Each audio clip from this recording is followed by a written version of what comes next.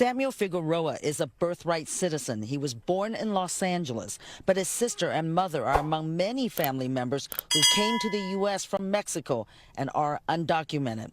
He's concerned about mass deportations. What's going to happen to them? They go through those borders and they can get murdered. Meanwhile, in the summer of 2015, 23-year-old Kate Steinle was shot in the back while on a walk with her father along San Francisco's popular waterfront pier known as Embarcadero. Police arrested Garcia Zarate, a homeless felon and an undocumented immigrant who had been deported 5 times. The Justice Department is ordering federal prosecutors to investigate state or city officials who interfere with the Trump administration's immigration crackdown. The memo from the acting Deputy Attorney General appears to be targeting sanctuary cities and states, which put limits on cooperation with federal immigration agents. More than 560 cities, counties, and states have passed sanctuary policies, and the courts have repeatedly upheld those laws. KTVU's Amber Lee live tonight in the sanctuary city of San Francisco with reaction to this latest development. Amber? Mike, San Francisco became a sanctuary city in 1985. That's 40 years ago. Tonight, I spoke with the sheriff, city, and community leaders about how they plan to respond to possible ICE operations. San Francisco's Mission District is home to a large Latino immigrant community. Residents say its sanctuary city status offers comfort, but President Donald Trump's threat to investigate and prosecute local law enforcement officials who don't help his administration carry out deportations is causing fear. Have you heard from business owners who say my workers are afraid to come to work? I've heard from business owners that want help because they have their workers who are telling them that they don't want to come to work.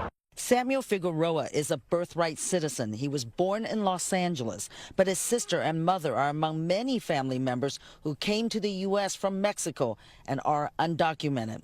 He's concerned about mass deportations. What's going to happen to them? They go through those borders and they can get murdered. Meanwhile, flashback. In the summer of 2015, 23-year-old Kate Steinle was shot in the back while on a walk with her father along San Francisco's popular waterfront pier known as Embarcadero. Police arrested Garcia Zarate, a homeless felon and an undocumented immigrant who had been deported 5 times. 3 months before the deadly shooting, Garcia Zarate had been released from jail after a drug charge was dropped, but immigration officials were never notified. Hold up, wait a minute. Something ain't right. A homeless felon and an undocumented immigrant who had been deported 5 times.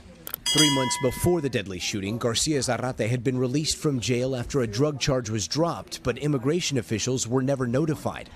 During the campaign, then-candidate Donald Trump seized on the case as proof that the U.S. needed his proposed border wall. Kate in San Francisco, this magnificent young woman, shot in the back by a guy that was sent over here, probably pushed over, who knows? Overnight, President Trump weighing in, tweeting, "A disgraceful verdict in the Kate Steinle case. No wonder the people of our country are so angry with illegal immigration." But during the trial, the immigration debate took a back seat to a case that hinged on whether the killing was intentional or whether it was accidental. Defense experts demonstrating the bullet ricocheted before hitting her and that he had never aimed the weapon at Steinle, insisting it went off accidentally. A theory the Steinle family seemed to dismiss in an interview before Thursday's verdict. I think he did shoot toward them, which was very upsetting to me, but you know, I was hoping it was just a ricochet and wasn't aimed. Now anger in politics once again surrounding the family's heartbreaking loss. We somehow or another amazingly got caught up in immigration and Trump. This was the death of my daughter. Nothing's changed except Kate's not here. And back here at Pier 14, there are candles and there is a picture of Kate Steinle. These were left here by a group of self-identified white nationalists last night. They came and they left messages, including "build a wall," and then the reverberations of this verdict have been felt all the way to the White House. This morning, President Trump also sending out some more tweets saying the Kate Steinle killer came back and back over the weakly protected Obama border, adding this info was not used in court. His exoneration is a complete travesty of justice and build the wall. Wednesday night, many city and community leaders gathered at Local 261, a union hall in the Mission, for an open house. We caught up with Sheriff Paul Miyamoto there. We don't plan on working with ICE in terms of their enforcement activities. Stop it. Get some help. The sheriff says there is one exception. If we have somebody that's involved in serious and violent felonies, that has a criminal history and that has current charges, and they meet the very specific criteria, we have the opportunity to notify ICE once they have finished their local charges and are pending release. San Francisco Board of Supervisors President Rafael Mendelman says the city has dealt with these same challenges during President Trump's first term. There was just, unending litigation. Some brought by the federal government against us, some from us against the federal government. Why are we allowing these millions of people to come through on the southern border? How come she's not doing anything? And I'll tell you what I would do, and I would be very proud to do it. I would say we would both leave this debate right now. I'd like to see her go down to Washington, D.C. during this debate, because we're wasting a lot of time. Go down to, because she's been so bad, it's so ridiculous. Go down to Washington, D.C. and let her sign a bill to close up the border, because they have the right to do it. They don't need bills. They have the right to do it. The President of the United States, you'll get him out of bed, you'll wake him up at 4 o'clock in the afternoon, you'll say, come on down to the office, let's sign a bill. If he signs a bill that the border is closed, all he has to do is say it to the Border Patrol, who are phenomenal. If they do that, the border is closed. Those people are killing many people, unlike J6.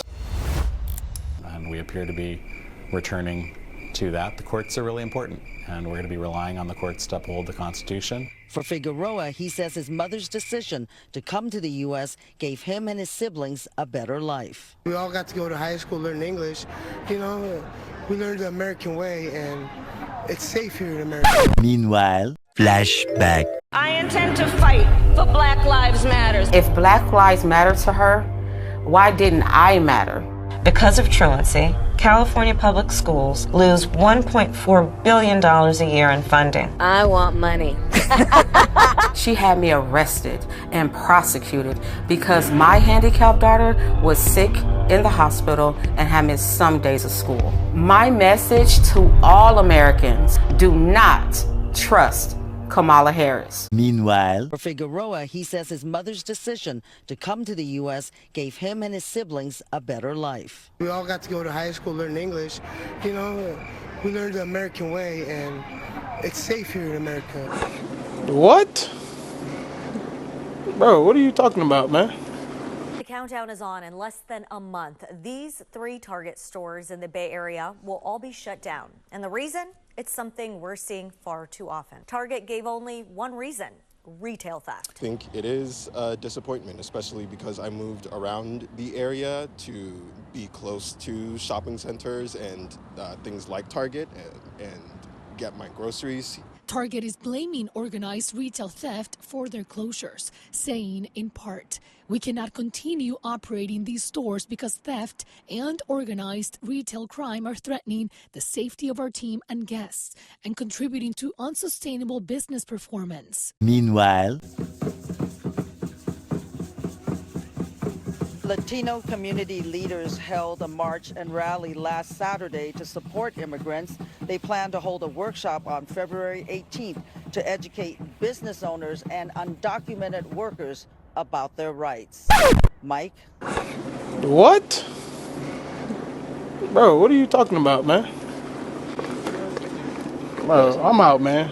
That nigga's tripping. Trump, tomhoman, please come here first.